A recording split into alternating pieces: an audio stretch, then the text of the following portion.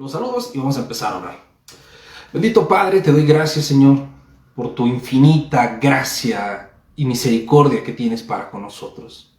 Nosotros que solamente somos seres humanos débiles, con defectos, con debilidades, con errores, que no tenemos realmente valor en nosotros mismos si no es por ti. ¿Qué es el hombre para que de él te acuerdes, Señor, y tengas misericordia? Pero tú eres tan bueno y tan misericordioso que piensas en nosotros, que te acuerdas de nosotros y has establecido un plan, un pacto eterno. Gracias, Señor, por salvarnos, por alcanzarnos. Gracias, Padre, porque tú estás con nosotros todos los días y estás involucrado y en el control de todas las cosas. Porque tú lo llenas todo y lo trasciendes todo. Porque eres soberano, porque eres santo, porque eres fiel, porque eres justo, porque eres bueno, porque no hay nadie como tú.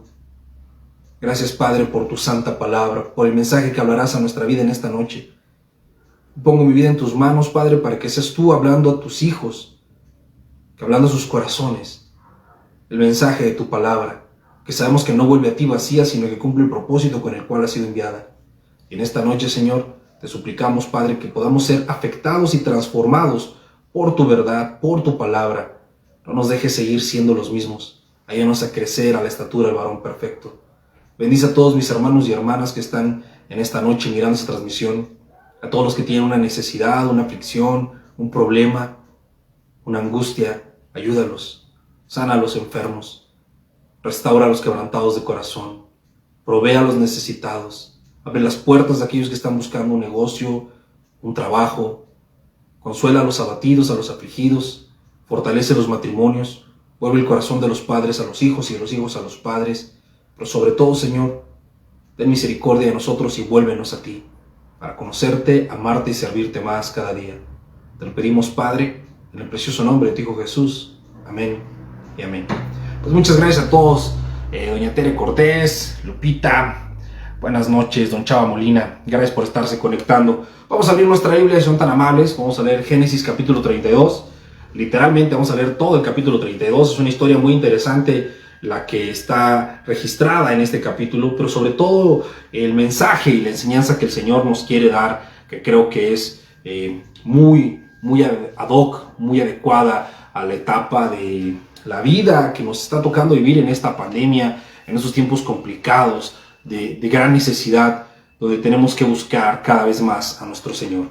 Entonces, Génesis capítulo 32 dice así, lo vamos a ir leyendo y les voy a ir haciendo los comentarios del estudio. Jacob siguió su camino y le salieron al encuentro ángeles de Dios. Y dijo Jacob, cuando los vio, campamento de Dios es este, y llamó el nombre de aquel lugar Mahanaim. Verso 3. Envió Jacob mensajeros delante de sí a Esaú su hermano, a la tierra de Seir, campo de Edom, y les mandó diciendo, así dirán a mi señor Esaú, así dice tu siervo Jacob, con Labán he morado y he detenido hasta ahora. Y tengo vacas, asnos, ovejas, y siervos y siervas. Y envió a decirlo a mi señor para hallar gracia en tus ojos. Y los mensajeros volvieron a Jacob diciendo, vimos a tu hermano Esaú, y él también viene a recibirte, y 400 hombres con él.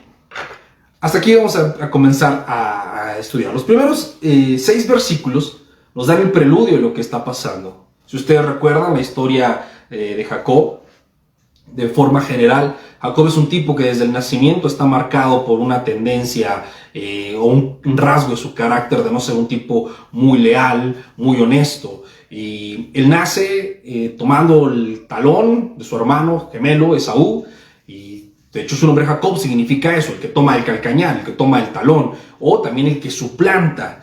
Y bueno, sabemos la historia, que posteriormente estos dos hermanos crecen, tienen caracteres diferentes, temperamentos diferentes, habilidades distintas. Uno es el consentido del papá, el varonil cazador Esaú, y Jacob, que es el hombre más fino, más modesto y cocinero, que aparte ayuda a mamá en casa, es el consentido de mamá. Y con esas dos personalidades diferentes, estos dos hermanos crecen, y un día Esaú vende su primogenitura a cambio de un plato de lentejas que le había cocinado su hermano Jacob posteriormente. Esaú es un hijo rebelde que prueba y reta las reglas de los papás constantemente. Sabía que ellos no querían que tomaran mujeres de los hijos de otros pueblos y fueron y lo tomó, creo, precisamente los cananeos.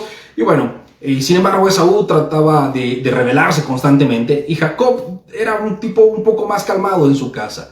Posteriormente viene la época en la que su padre Isaac va a morir y tiene que bendecirlos, y la mamá de ellos ayuda a Jacob a que vaya delante de su padre y tome la bendición que le iban a dar a Esaú. Después de este acontecimiento, Esaú se llena de ira y quiere matar a su hermano. Y dice, ya 2 veces me reemplazó. Se ha quedado con mi primogenitura, que realmente no se le había quedado, sino que Esaú la cambió por un plato de lentejas, y me ha robado la bendición. Y esa bendición pues también le tocaba a Jacob a consecuencia de que Esaú había vendido su primogenitura. Esaú solamente estaba sufriendo las consecuencias de sus malas decisiones y Jacob estaba aprovechándose de una forma desleal de esta situación. Jacob sabe que su hermano lo quiere matar porque en cierta forma le ha hecho trampa, lo ha reemplazado y ha tomado el lugar que no le pertenecía. Y sale huyendo y llega a casa de Labán, conoce a su mujer, trabaja para él 7 años, le da a la mujer, no le da a la mujer que la ama, sino a la hermana mayor, Lea. Y bueno, después tiene que trabajar otros 7 años por la mujer que realmente él ama, y vive ahí un tiempo con su suegro, trabajando para él, con sus hijos, con sus esposas, y llega el punto en donde es movido a regresar a su casa. Y es justo lo que acabamos de ver. Jacob viene de regreso, Labán lo persigue porque le han quitado una de sus hijas, unos ídolos, lo escondió, fue, los busca y bueno, hasta aquí la historia, ¿no? Y entonces emprende el camino de regreso Jacob, pero Jacob sabe que tiene una cosa pendiente. Hay un problema que él tiene que enfrentar. Y no es un problema menor, simplemente es o sencillamente su hermano queriéndolo matar, o por lo menos con la amenaza de muerte que le había hecho cuando él salió. Entonces Jacob tiene que empezar a enfrentar su realidad, a hacerse responsable. Y sabe que hay 2 situaciones que él está viviendo actualmente. Por un lado, las consecuencias de sus malas decisiones, y por otro lado, circunstancias que él no controla. Él tomó malas decisiones, traicionó a su hermano y lo hizo enojar. Pero el furor de su hermano es algo que él no puede controlar, sin embargo que tiene que enfrentar. Pero cuando él sale con su suegro Labán, ve a ángeles en el camino y dice que este es campamento del Señor. Mahanaim llama ese lugar. Y entonces Jacob, en su humanidad, quiere enfrentar el problema con su lógica humana, en sus fuerzas naturales, y envía a sus siervos a buscar a su hermano para que le platiquen a su hermano cómo es que está viviendo actualmente Jacob. Y le platica una historia de cómo es que ha estado viviendo y que tiene dinero y que no se preocupe. Y dice, y te mando a decir esto para hallar gracia ante tus ojos. Sin embargo, regresan los siervos y dicen, sí, mira, nos encontramos a tu hermano y viene a buscarte con 400 hombres. Jacob, en su naturaleza humana, muy similar a nosotros, se enfrentaba a un problema, pero él quería enfrentarlo de una perspectiva equivocada. Él quería poner la solución al problema, él quería tener el control de las circunstancias del problema y él mismo resolverlo. Pero el problema lo estaba rebasando, el problema era un asunto que lo trascendía. Él no tenía los recursos, no importaba cuánto dinero y siervos tenía, él no tenía el control del asunto. Él no podía transformar las circunstancias en sus fuerzas, aunque lo había intentado enviando mensajeros para buscar ver y medir el terreno, saber si su hermano estaba enojado, ¿no? Y fíjate lo que dice el verso 7. En el verso 7 la historia empieza a tomar un curso muy interesante. Verso 7. Entonces Jacob tuvo gran temor. Y esto nos pasa a todos los seres humanos. Es una naturaleza, o es una condición de la naturaleza humana, el hecho de sentir el deseo de buscar la autosuficiencia. Todos los seres humanos creemos ser autosuficientes y buscamos tener el control de las cosas. Yo no conozco una sola persona que no tenga en su mente el deseo, el pensamiento de la autosuficiencia, de querer controlar las cosas. Nos gusta controlar el tiempo, nos gusta controlar las formas, las cosas, y cuando no podemos controlar las situaciones nos ponemos realmente nerviosos. Y esta es una tendencia que viene de la naturaleza caída de Adán y de Eva, ¿no? Ellos quisieron ser como Dios, y el único que tiene el control de todas las cosas es Dios. Pero cuando nos enfrentamos a circunstancias que nos rebasan y nos damos cuenta que no tenemos el control de la situación, es normal tener miedo.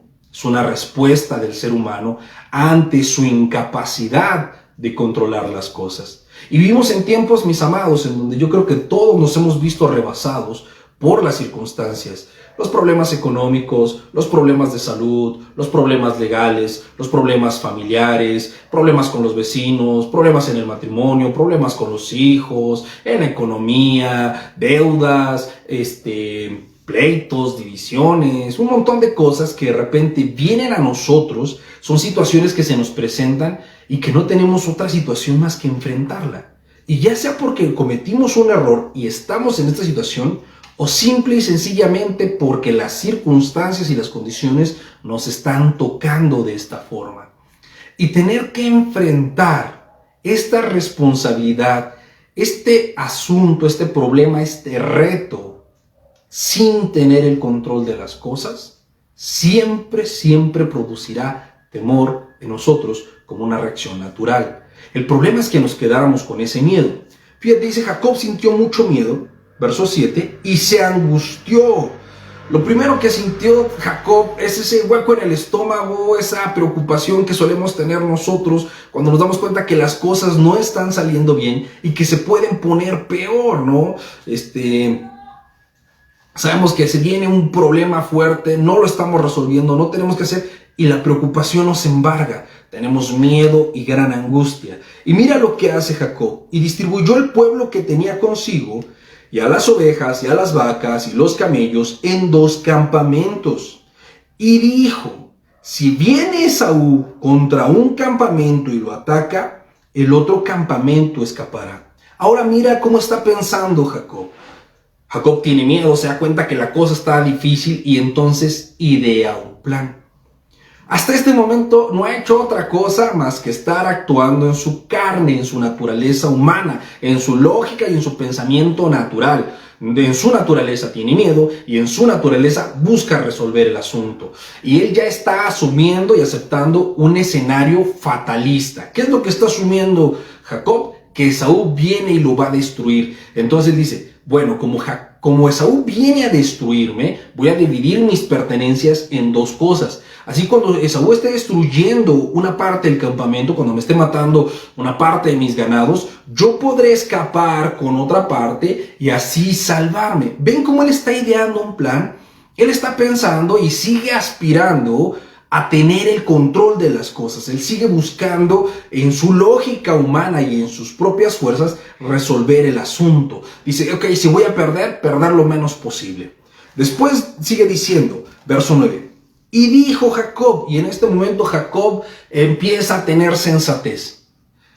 Dios de mi padre Abraham y Dios de mi padre Isaac, Jehová, que me dijiste, vuélvete a tu tierra y a tu parentela, y yo te haré bien. Era Dios quien le había hablado a Jacob en sueños y lo había mandado de regreso a su tierra, a su casa.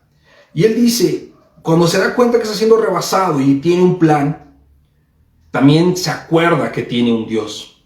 Y entonces él comienza a orar. Y lo primero que hace es recordar la promesa de Dios. Dice, Dios de mi padre Abraham y Dios de mi padre Isaac. Y al mencionar lo que representa el Dios de Abraham y el Dios de Isaac, está recordando esos atributos de Dios, esos rasgos del carácter de Dios que él ha conocido. Esa fidelidad, esa compasión, esa misericordia, esa lealtad, ese pacto que Dios ha establecido en el pasado. Está apoyándose en quién es Dios, en lo que él conoce de Dios. Y dice, y que tú me dijiste que yo me viniera, iba a venir con bien. Y está apelando a la promesa de Dios. Pero aquí quiero hacer una aclaración. A veces en los tiempos modernos nos dicen que tenemos que recordarle a Dios sus promesas como si a Él se le olvidaran. Y que cuando oremos, reclama tus promesas. Señor, tú dijiste que me ibas a hacer y no sé qué y no sé cuánto. Eso no es lo que está haciendo Jacob aquí. Ni hay un solo sustento en la Biblia que nos lleve a reclamarle a Dios nuestras promesas o las promesas que Él nos ha hecho. Las promesas que Dios nos hace son el asidero de nuestra fe. Es en donde nosotros nos podemos apoyar para dejar de tener miedo y mirar las circunstancias y empezar a pensar en Dios y confiar en quién es Él y lo que Él hará por nosotros. Entonces Jacob empieza a tener sensatez y empieza a recordar que no está solo, que su vida y en su vida está Dios, que Dios ha elegido su vida y se le ha manifestado. Entonces, que esta situación que él va a enfrentar, este gran problema que él ya está viendo con resultados catastróficos, no tiene por qué enfrentarlo solo, que lo puede enfrentar con el Dios de su padre y de su abuelo, con el Dios que está con él y que le ha dado una promesa. Después dice, verso 10, menor soy que todas las misericordias y que toda la verdad que has usado para con tu siervo. Pues con mi cayado pasé este Jordán y ahora estoy sobre 2 campamentos. Líbrame ahora de la mano de mi hermano, de la mano de Esaú, porque le temo. No venga acaso y me hiera a la madre con los hijos. Y tú has dicho, yo te haré bien, y tu descendencia será como la arena del mar, que no se puede contar por la multitud. Aquí está el punto medular, mis amados, el meollo del mensaje. ¿Qué es lo que empieza a cambiar en la vida y en la perspectiva de Jacob? Él deja de apoyarse en sus habilidades, en sus recursos, en su conocimiento, aún en su astucia para elaborar un plan.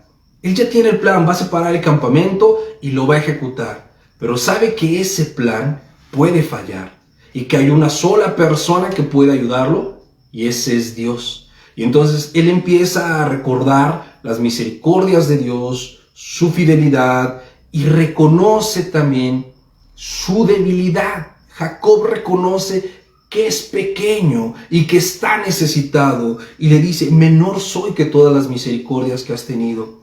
Y ¿saben qué, mis amados? En esos tiempos complicados y difíciles que vivimos, tenemos que tener esta perspectiva, este entendimiento de quiénes somos, y debemos de tenerlo en la mente de forma constante.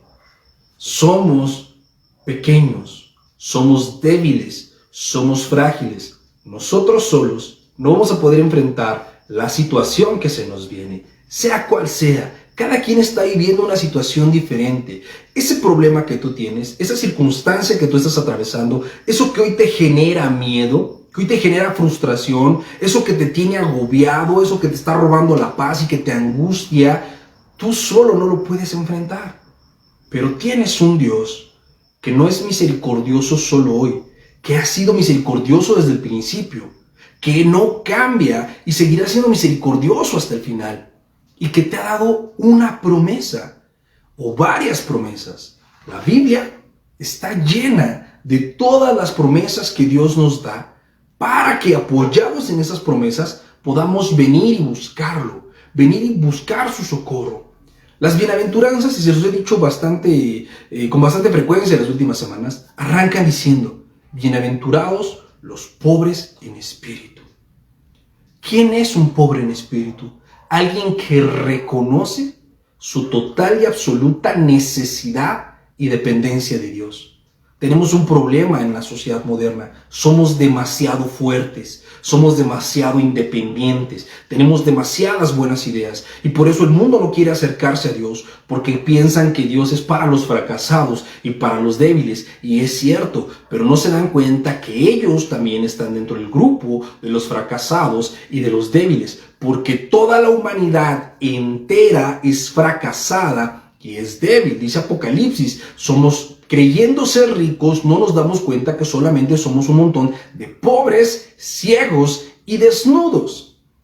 Y cuando Dios permite que la situación nos muestre nuestra necesidad, es que nuestros ojos pueden voltear hacia Él y nuestra vida va a ser transformada. No es que Dios nos da una necesidad, la necesidad ya la tenemos, pero Dios en su misericordia permite que las situaciones, las circunstancias nos hagan evidente nuestra debilidad, nuestra necesidad.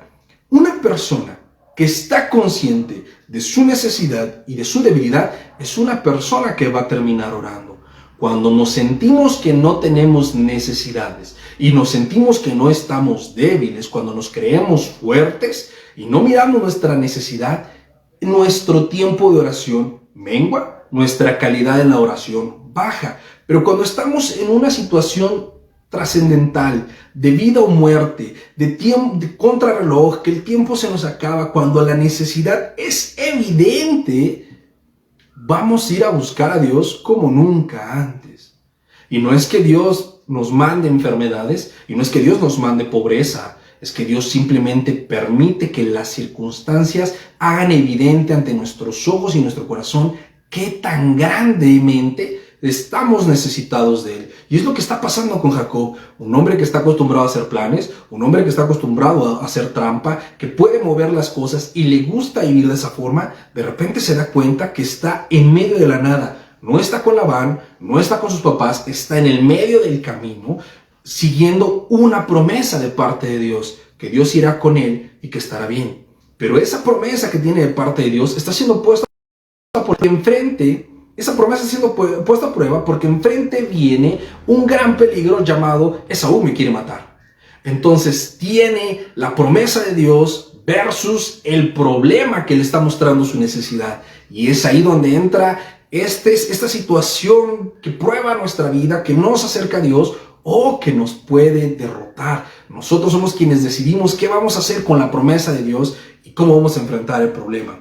Después dice, de los versos 13 al 21, nos habla cómo Jacob duerme esa noche, separa los campamentos, él se queda un poco atrás con sus mujeres y de repente él se siente intranquilo, no puede dormir y sigue con esa cosa en su mente. Aunque ha hecho una oración, esa oración es pura de corazón, es sensata, es sincera, incluso es correcta. Ha entendido lo que tenía que entender. Entiende que no puede, entiende que Dios es bueno y que depende de él. Pero aún no ha sido transformado por esa oración, porque al ir a dormir sigue intranquilo, sigue con falta de sueño. Fíjate cómo dice el verso 22. Y se levantó aquella noche.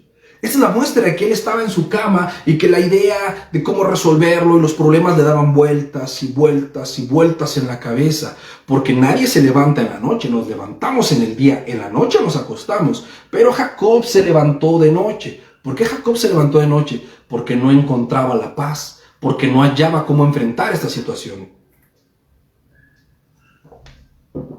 Y a veces Dios nos levanta de noche. A veces Dios permite que la prueba y la aflicción mueva nuestra carne perezosa y conformista para levantarse en la madrugada y buscarlo. Verso 22. Y se levantó aquella noche y tomó sus 2 mujeres y sus 2 siervas y sus 11 hijos y pasó el vado de Jacob. Los tomó pues e hizo pasar el arroyo a ellos a todo lo que tenía. Así se quedó Jacob solo. Fíjate cómo entonces nos muestra, sigue tratando de hacer el plan, ya tiene dividido los campamentos y de último momento en la noche decide separar también, hacer como una tercera sección y llevarse con él a sus hijas, a sus hijos, a sus esposas y separarse. Pero aún termina esta noche sintiéndose tan incómodo, tan agobiado, que deja adelante a su familia y él se queda atrás y se queda solo.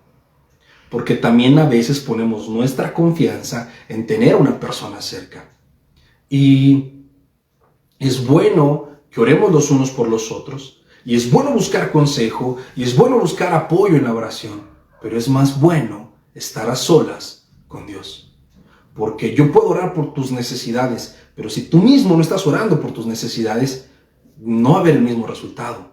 porque la situación y la necesidad Dios la permitió en tu vida para enseñarte algo a ti. Por supuesto que a mí también, a mí me da el compromiso de mostrar el amor que tengo por el prójimo, la fe y la necesidad, el deseo que tengo que todos estén bien, pero cada quien tiene que librar sus propias batallas a solas. ¿Cómo libramos nuestras batallas? A solas con Dios. Este verso, 24 es el verso clave que marca una bisagra en toda la historia. Así se quedó Jacob solo y luchó con él un varón hasta que rayaba el alba. Toda la noche Jacob tiene esta lucha con quien la Biblia describe como un varón. Fíjate lo interesante. En el verso 1, hayamos hablado que Jacob salió con su suegro Labán y vio a ángeles y reconoció que eran ángeles. Pero aquí en medio de la noche ya no tiene la claridad del día para ver que hay algo divino. Solamente él tiene la preocupación, la debilidad, y dice que entonces luchó con un varón hasta que rayaba el alba. Esto es prácticamente hasta que comenzaba a amanecer. Después dice, cuando el varón vio que no podía con él, tocó en el sitio del encaje de su muslo y se descoyuntó el muslo de Jacob mientras con él luchaba. Y dijo, déjame, porque raya el alba. Y Jacob le respondió, no te dejaré si no me bendices. Y es el título de este estudio bíblico. Por eso este versículo 24 marca una bisagra en todo el estudio. Fíjate qué está pasando. Jacob no tiene sueño. Él está preocupado. Y él tiene un encuentro con Jesús. Y dice que luchó Dios con él. Y a veces cuando, incluso en las ilustraciones, se ve así como a Jacob luchando y forcejeando con otra persona. Sería imposible que un ser humano peleara de esa forma con Dios. Dios es Dios y nosotros somos nada. No tendríamos ninguna forma en la que pudiéramos luchar con Él y ganarle. Pero hay una prueba. Jesús vino a Jacob para probarlo.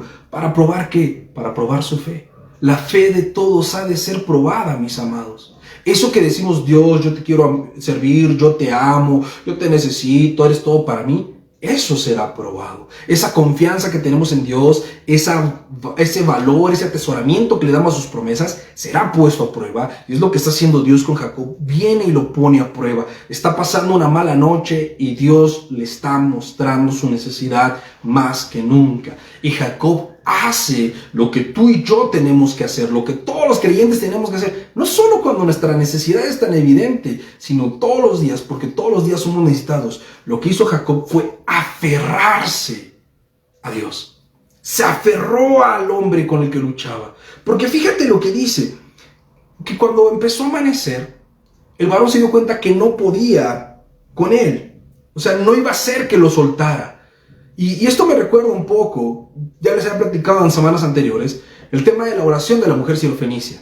Jesús está sanando a todos los judíos, y viene la mujer sirofenicia que no era judía, que no era hija de Israel, y que todavía no le tocaba el tiempo a los gentiles para recibir la misericordia, porque Jesús a lo suyo vino y los suyos no le recibieron. Primero fue enviado a llevar el mensaje a la casa de Israel, y cuando los israelitas lo rechazaran, entonces vendría el evangelio a todos los demás. Pero aún no se había cumplido el tiempo del rechazo de los israelitas. Y esta mujer sirofenicia viene y clama a Jesús por un milagro. Y mira, la respuesta de Jesús se parece mucho a lo que está haciendo aquí con Jacob.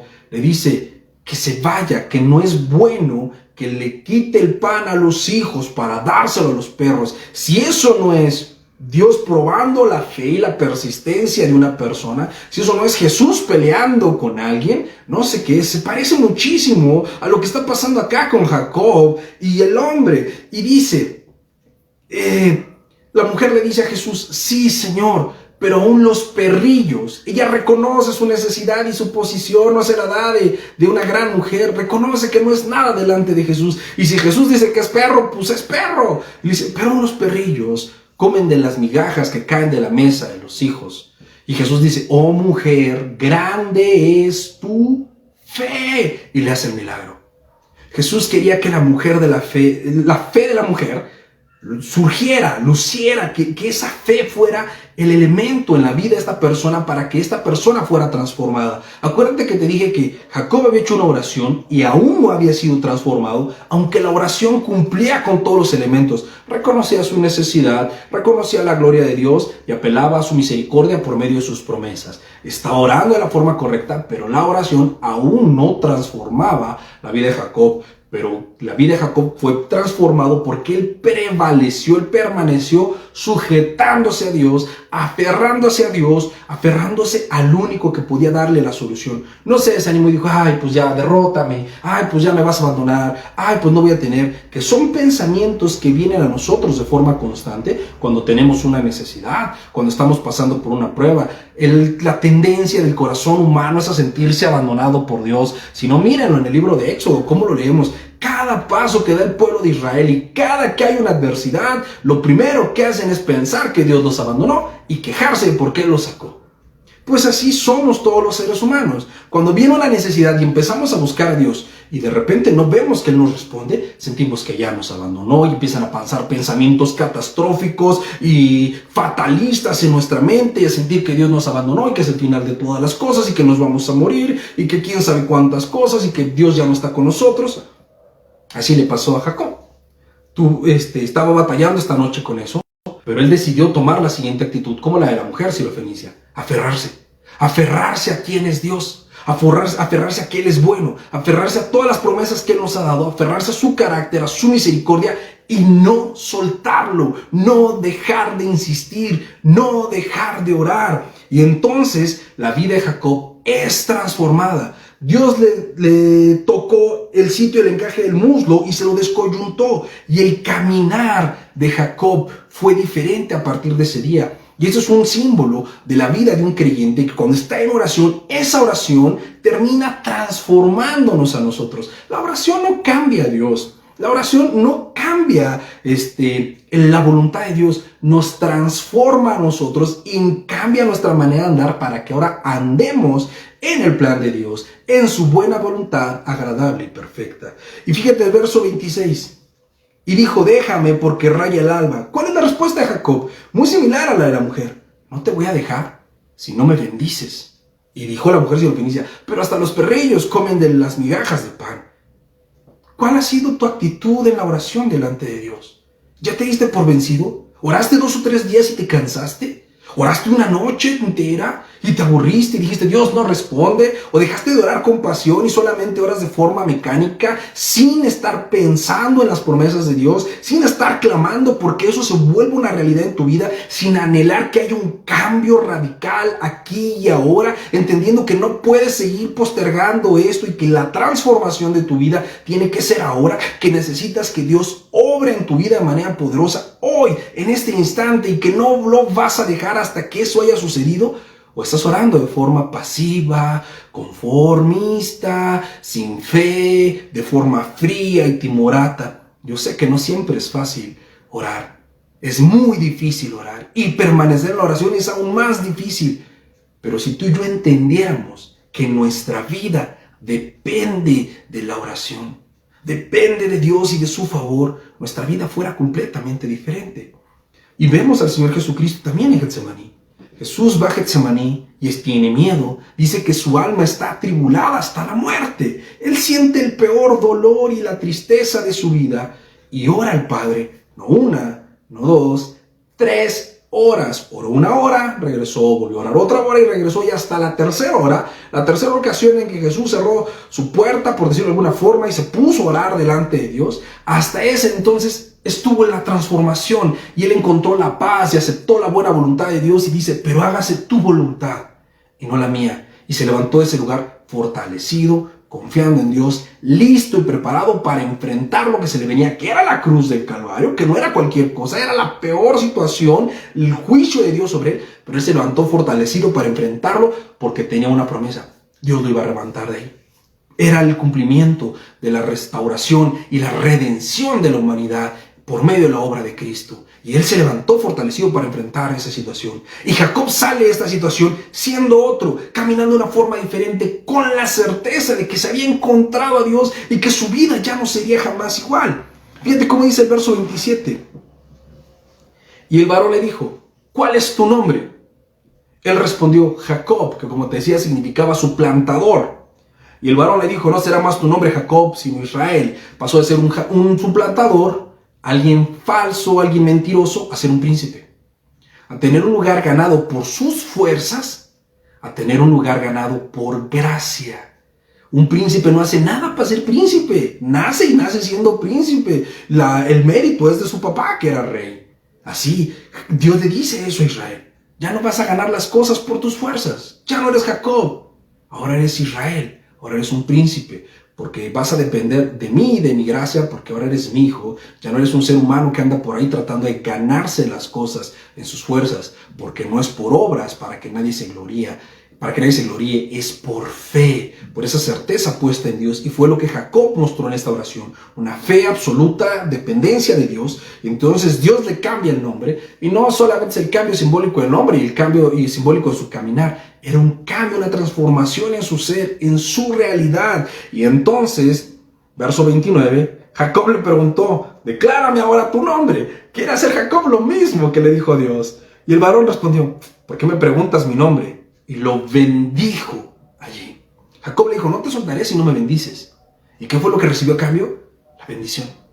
Una transformación en su vida. Esa es la bendición. Que Dios transforme nuestra vida. No solo las circunstancias, mis amados, las circunstancias cambian todo el tiempo. Y a veces son buenas y a veces son malas. Lo importante es que la transformación se dé en nosotros para enfrentar las circunstancias con la promesa de Dios, y de esa manera el resultado de cualquier circunstancia siempre será una bendición, porque todas las cosas obran para bien para aquellos que amamos a Dios.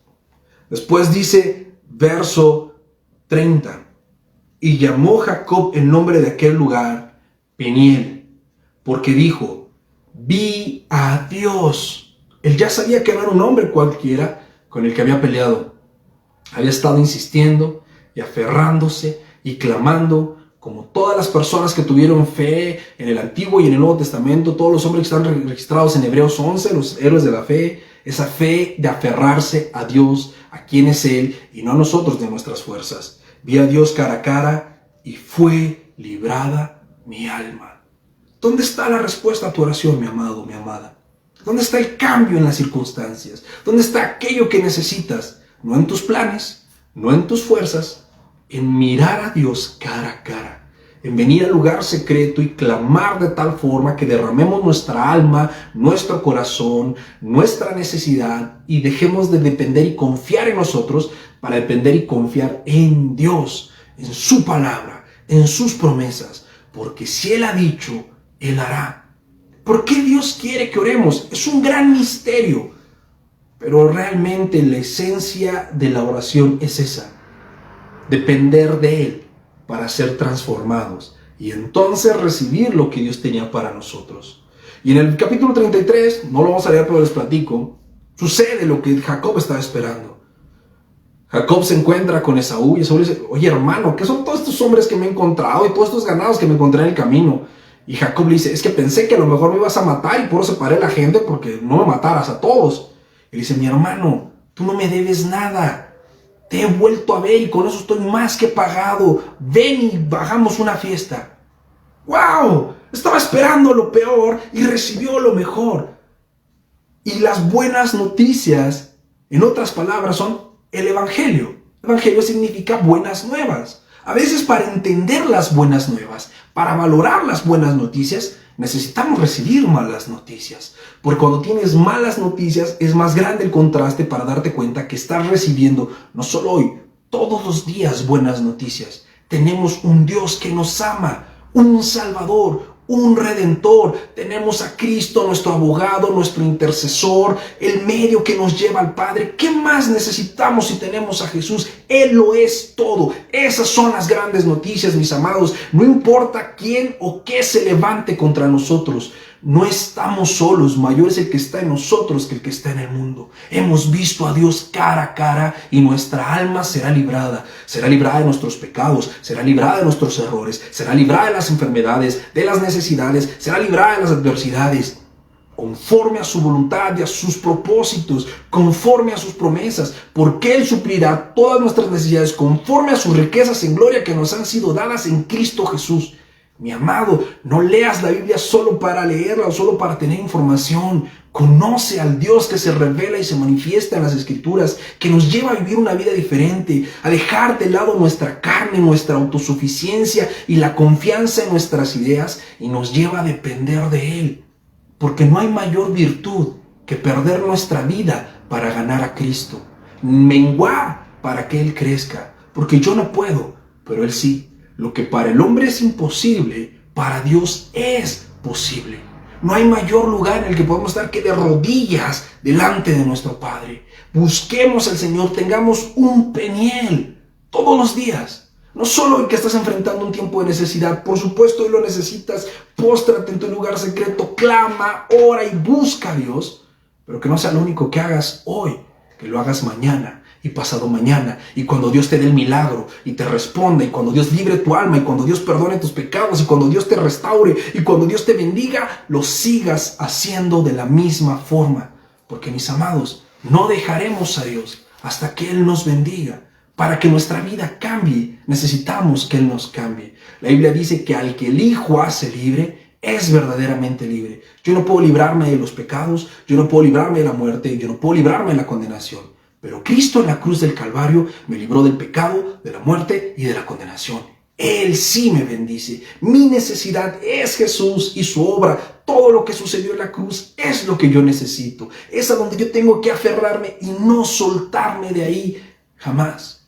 Porque lo necesito y dependo de Él todos los días. Jesús dijo, si alguien quiere venir en pos de mí, tome su cruz todos los días, niéguese a sí mismo y sígame.